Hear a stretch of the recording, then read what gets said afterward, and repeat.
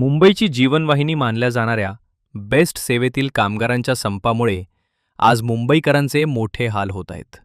Best संयुक्त कृती समितीने विविध प्रलंबित मागण्यांसाठी पुकारलेल्या या संपामुळे आज 19 जून मध्यरात्री 12 वाजल्यापासून बेस्ट बस सेवा पूर्णपणे ठप्प झाली आहे.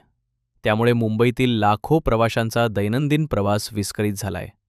कामावर जाणारे कर्मचारी, शाळा कॉलेजचे विद्यार्थी आणि ज्येष्ठ नागरिकांना मोठ्या अडचणींचा सामना करावा लागत आहे. अनेक ठिकाणी प्रवाशांनी रिक्षा, टॅक्सी आणि रेल्वे स्थानकांचा आधार घेतल्यानं गर्दी प्रचंड वाढली आहे. त्यामुळे प्रवास खर्चातही वाढ झाली आहे. दरम्यान प्रशासन आणि कामगार संघटनांमध्ये तोडगा काढण्यासाठी चर्चा सुरू असली तरी अद्याप कोणताही अंतिम निर्णय झालेला नाही. तब्बल 23,000 कर्मचारी या संपात सहभागी झाल्यानं परिस्थिती अधिक गंभीर झाली आहे. मुंबईकरांचे दैनंदिन जीवन विस्कळीत झाले असून पुढील काही तासात तोडगा निघतो का याकडे सर्वांचे लक्ष लागले आहे. बस डेपोवरती आज संप आहे आणि खूप वेळ झाला इथे पब्लिक म्हणजे माणसं उभी आहेत. हो, खूप आहेत, आम्ही ज्यांना ऑफिसला जायचंय ते इन्कन्व्हिनियन्स आहे लोकांना, सर्वांना. तर असं नाही व्हायला पाहिजे. शासनाने ही काळजी घ्यायला पाहिजे.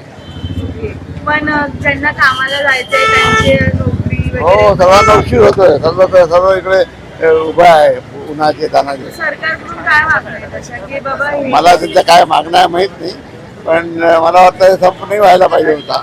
त्यामुळे लोकांना खूप त्रास होतोय.